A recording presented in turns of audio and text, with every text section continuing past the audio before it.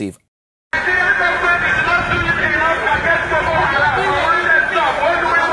name is Nnamdi. The reason why we're here today is to protest the killing of innocent women and children and men for that matter all over Nigeria, especially in the northern part of Nigeria.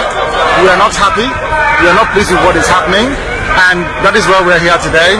As you can see, there are a lot of Nigerians who are protesting about the killing of families, people who are determined to tear the country apart violently, and it is not something that we support. It is not something that we would like to see continue, and we are here today to send a clear message to the Nigerian government through the High Commissioner that what is happening in the country is unacceptable and we cannot accept it. If that continues, it will lead to the violent situation of the country. There will be no more Nigeria for anyone to go to. There will be no Nigeria for anyone to refer to. In fact, what is happening in Somalia today will be like a tea party. So we cannot allow this nonsense to continue. Something has to be done. And the consequences of the actions of terrorism in Nigeria must be driven home to the people, so that even the terrorists themselves will be able to understand that there is no mileage in where they're going. The only thing they can accomplish is the breakup of Nigeria. If they think that they can cower people, if they think they can force people to be coerced into a religion which is not theirs, then they are clearly mistaken. We are asking for peace, we are asking for people to get together, we are asking for everybody who loves Nigeria, who is associated with that country, to please prevail upon terrorism in Nigeria so we can bring it to an end. That is why a multitude of Nigerians are gathered here today. Those of us in the UK are determined to work with the government for peace. We are determined to work with the International Committee for peace. But one thing we cannot stomach is a repeat of 1966. What is happening today in Nigeria was the reason why Nigeria fought a bitter civil war for 3 years between 1967 and 1970. If this continues, there will be another civil war in Nigeria. And this time around, no place will be safe in Nigeria. This time around, nobody will be safe in Nigeria. So it is imperative that everybody who has the interest of the country at heart acts now and immediately to stop this nonsense from continuing. Let us not tear, let us form a government where anybody can stretch out his hands to the bank and he'll get funding. Industrialization remains the only way. It baffles me when a governor will come and say, hey, we are encouraging people in vocational studies, tailoring, fashion design and all that. You look at the brains. Look at the paucity of knowledge, of intellect. What happens to manufacturing these roofing tiles? What happens to manufacturing the tiles on the ground? What happens to manufacturing the engines of the bike, engines of the cars, the trafficators, the lights, and all that? I knew Swaraj Paul personally. Swaraj Paul was a poor man. It was only the banks, Google it, in India that helped him to grow. Today, we are ready to import Swaraj Paul tractors and all. How sad. Let us reason. Fellow patriots, let us reason. Let us reason. Let us also join the other nations of the world and join them in a dignified way. That dignity of peerage, they are our peers. We started before India, Singapore, and Dubai and all. But today we are holidaying in Dubai. We go for medical tourism in India. Is it not laughable? Let us consider our children. Today I'm not contesting for any position. I don't want money from anybody. I've trained all my children. But for the love of my children coming back to proudly move on the streets of Nigeria, I am doing this open letter to Mr. President.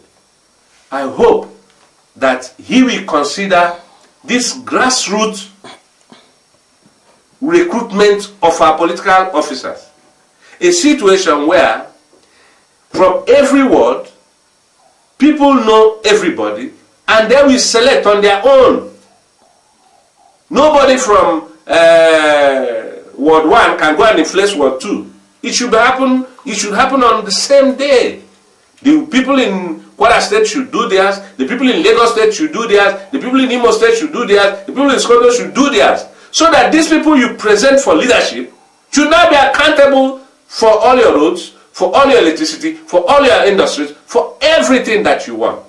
Which restructuring is needed. The second recommendation is this. It's a spiritual one, based on the same art of numerology.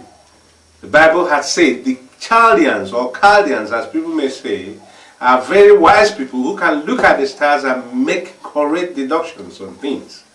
And of course, all of us know that the name of many personalities in the Bible were changed before they made progress. And therefore, I am saying that if this recommendation of grassroots recruitment of political office holders will not work now in the immediate, because I know that ultimately Nigeria needs it. It takes 3 weeks to elect your leaders. First week at the world level, second week at the local government, first week at the local government level, the people working there address the people and somebody is nominated local government chairman. Then the same personalities move to the state and somebody is nominated a state person. Then the third week you have a president and everybody goes on. He can be sworn in the next week. There won't be any litigation, there won't be any hassles, there won't be any moderation. Then the second recommendation, as I was saying, is that of the change of Nigeria's name. Abraham was changed to Abraham. Jabez's name was changed. Many other personalities in the Bible changed their names for them to make progress. In fact, it came directly from God in some instances.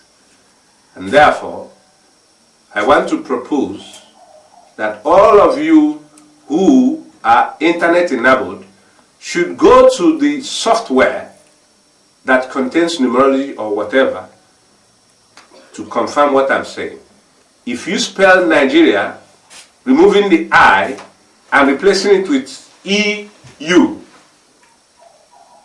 which you can pronounce in French as Nigeria, or in English as Nigeria, automatically Nigeria will make progress and will come out of these doldrums. Thank you, fellow compatriots.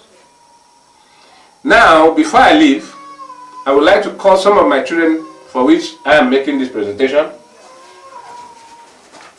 The love of these my children will not allow me to leave Nigeria running the way it is running. Because this is my daughter. She went to study medicine in India. Though they couldn't give her medicine, even though she scored up to 99% in some cases. That is India. She now studies zoology. When I asked her to come back, because my father made me to promise him that even though I married an Indian, I must maintain his lineage. So I desired that my children come back, and come back to work as free citizens without let or hindrance, without anybody kidnapping them, without anybody molesting them, as in terms of mugging, collecting their phones, or conductors worrying their lives, or they drive somewhere and one SASman is harassing them, or this or that. I make this presentation that all of you too who have fine children like this must have to consider these presentations with all seriousness. This is my third son. My first and second are still in India. My in-laws are worried why I should call them back to Nigeria. That is the truth. They must come back here, I tell them. But they say they are aware of all the insecurities, channels, they watch channels and all that. They watch CNN, they know what they say about Nigeria. But we cannot run away from our home. Rather, we have to repair our home. Thank you, ladies. This is my fourth son, Lumen Christi. Thank you very much.